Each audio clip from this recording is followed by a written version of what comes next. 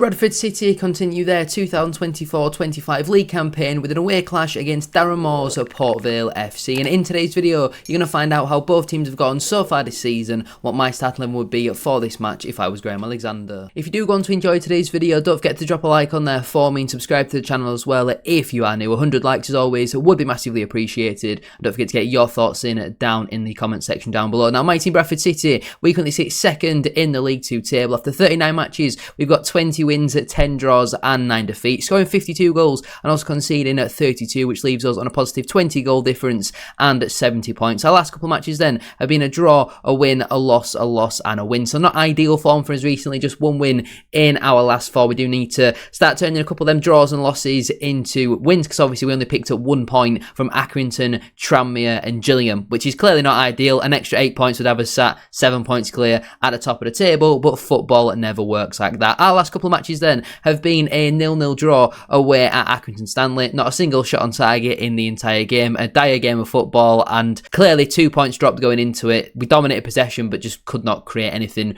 really clear cut. We also had a brilliant 4-1 win at home to Colchester. They were obviously, I think, 13 games unbeaten when we played them, and to say we smashed them without Andy Cook, without Lewis Richards, without Anthony Sarswick, Alex Patterson only playing 5 minutes, Bobby Poynton only playing 15 minutes. We were absolutely brilliant in this game. Nice to see Callum Kavanagh and George Lapsley get another brace each. We also had a very frustrating 1-0 defeat at home to Tranmere Rovers. They just parked the bus all game, got a very dubious penalty and then just saw the game out. They've been very good, to be fair, under Andy Crosby, but this was obviously our first league defeat since October and only our second league home defeat, since of the season. We also had a very frustrating 1-0 defeat away at Gillingham. They'd won 1 game in their previous 16 before this match, and unfortunately we just could not get the job done. We had some decent chances in the first half, they got the goal, and then after that we didn't really create anything too clear cut, and that has been a little bit of a problem for us recently. If we go 1 goal behind and our teams just try and defend really from the start, we really struggle to get anything out of the game. But if it's an open end-to-end attacking type of game, that's normally where we do thrive and pick up a very comfortable 3 points. So again, this one was a very frustrating result for us, and we also had a 3-0 win at home to Cheltenham Town. We were absolutely brilliant in this game, could have won by 5 or 6 really. We had some really good chances in this one. They had a little bit more possession, but we dominated the game, created loads of chances, and I think 3-0 really flatters Cheltenham in all honesty. Compared though to Port Vale FC, they couldn't sit third in the Sky Bet League 2 table. After 39 matches, they've got 18 wins, 13 draws and 8 defeats, scoring 49 goals and also conceding 38, which leaves them on a positive 11 goal difference and at 67 points. Their last couple of matches then have been a win, a loss, a win and a loss. So pretty inconsistent form, but they've obviously been a little bit better than us over the last 5 matches. Their last couple of games then have been a 1-0 win away at Crewe Alexandria. Jayden Stockley scoring the only goal of the game in the 86th minute. A really well taken header, to be fair, from Stockley, and he's going to be a big threat for them in this game. We're going to need to play some of our bigger, more physical defenders to deal with him, because he's up there with your likes of Andy Cooks for being able to head a ball in the EFL. Crewe, they had some decent chances in the first half, but Port Vale have just got that nous, and there's a reason why they're in the top 3 and Crewe find themselves not in the playoffs at this moment in time. They just get results. They also had a very disappointing 1-0 defeat at home to Barrow. I think I'm right in saying Port Vale haven't won at home on a Tuesday night in 3 years.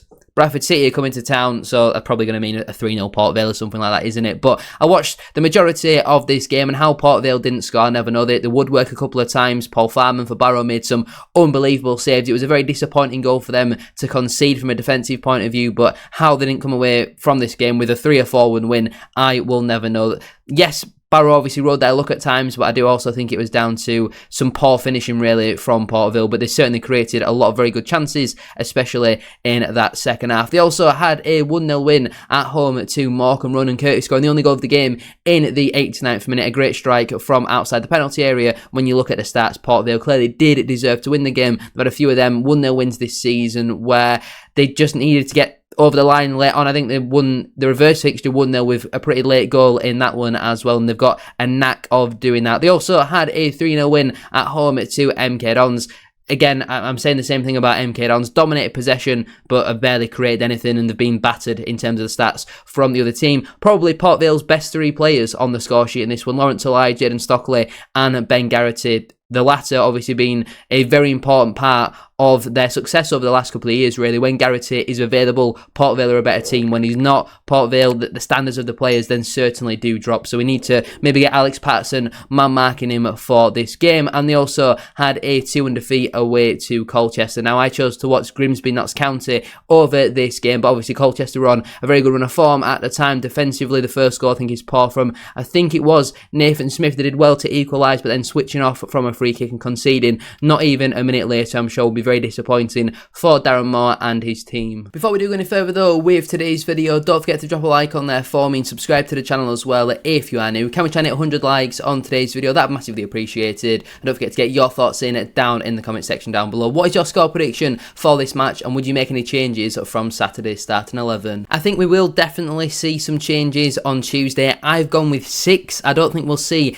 as many, but Saturday was really poor. After being very good against Colchester, we then just completely did not back it up, and I would bring in probably the best players for a game like this. I think defensively we're going to have to go physical, and then going forward, we're going to have to go with our best and most technical players. So I would stick with the 3-4-2-1 formation. In goal, I would stick with Sam Walker. Didn't really have much to do on Saturday. A couple of long throws were causing him a little bit of problems at times, but obviously we didn't really concede from them, and he didn't really have much to do in the game. I don't think they really created anything really clear-cut for him to have to deal with. So again, I would stick with him in between the sticks. In terms of my back three then, at right centre-back, I'd go with Aidan Baldwin. I think Neil Burns done a steady job over the last couple of matches, but he limits us massively in terms of building and trying to play, and I don't mind Baldwin playing in the middle, but for me personally, for a game like this, just play your best players. Put Baldwin back on the right side, where he has been very good at so far this season. I think if Baldwin's in the middle, marking against Jaden Stockley, I do think he would struggle with that. I actually thought Baldwin's passing was quite poor, especially second half on Saturday on that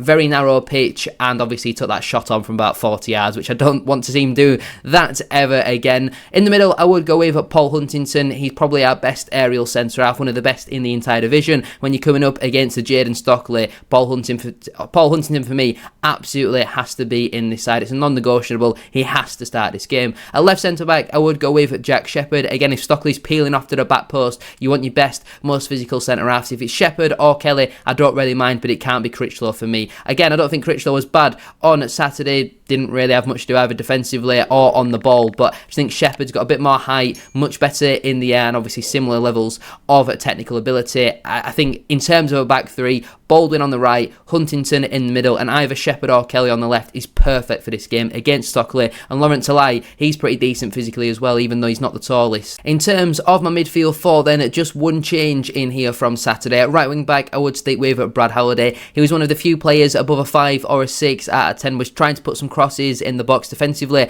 I thought was pretty solid, and we have seen recently Halliday being back to his best that we saw from last season, so we'll definitely keep him in this side. In terms of my two central midfielders then, at first I'd go with the captain, Richie Smallwood. He's going to be very important in a game like this. Again, I thought he had an okayish game on Saturday. He was picking up the ball in the midfield and spraying it out to the other side and transitioning the ball very well. And I think on Port Vale's pitch, he's, Tuesday night away at third in the table, you're going to need your experience, and we've all seen how good Smallwood has been so far this season. And partnering him, I would bring back in Alex Patterson. I think Brandon Cale has done a very solid job over the last couple of weeks, while Pato has obviously been recovering from having his appendix out, but you see when Patterson's on that pitch, the energy, the drive in there, his ability just to breeze past the man. And I think, again, like I mentioned earlier, he's going to need to man-mark Ben Garrity in a game like this. And for me personally, Cale has done a good job, but I think this is now the perfect time to bring Patterson back in. And at left wing back, I would go with Teo Adaramola. I think Tyreek Wright has played very well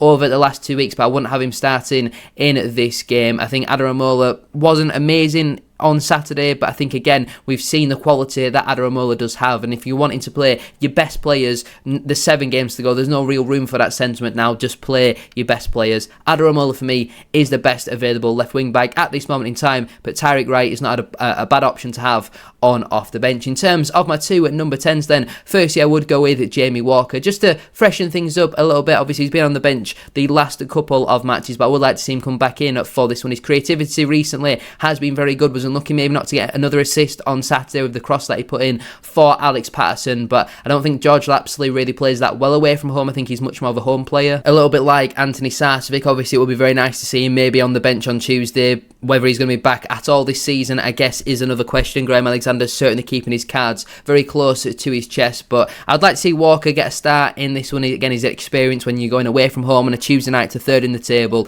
Hopefully, Walker can come up with another goal. And partnering him as the other number 10, then I would go with Bobby Poynton. Technical ability, absolutely brilliant. I think he's come on leaps and bounds from last season. One of the first names on the team sheet for me, and now that he's overcome the bruising on the bottom of his foot, he's probably one of the first names on the team sheet. Like I say, I think he's been brilliant.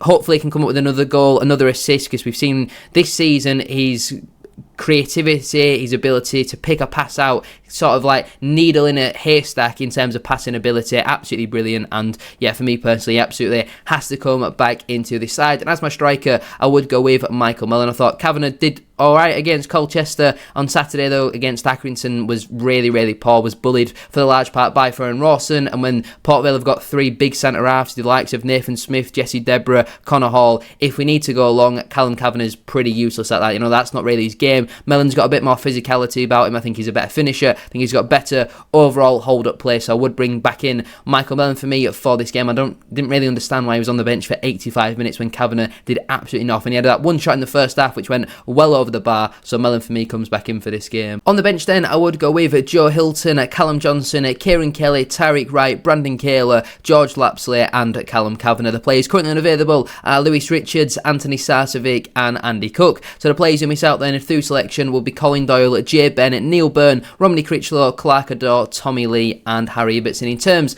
of a score prediction for this game, Port Vale haven't won at home on a Tuesday night in 3 years. Bradford City have just come off of a draw against Accrington. Bradford City play poorly against the poor sides and play well against the better sides. I'm going Port Vale 0, Bradford City 2. I'm feeling confident going into it. I've got a similar sort of confidence range about how we played in that match against Colchester. I know it's away from home. Our away form hasn't been amazing. I'm going to back the Bantams though for a 2-0 win. I'm going to go Michael Mellon and Bobby Poynton to get the goals for Bradford City. Thank you so much for watching today's video. Don't forget to drop a like on there for me and subscribe to the channel as well if you are new. 100 likes as always would be massively appreciated, and don't forget to get your score predictions and starting 11 in down in the comment section down below. Do you agree with my team? Would you like to see as many as 6 changes as well? And what would your back 3 be as well? Thank you so much for watching, and let's hope we can get another 3 points.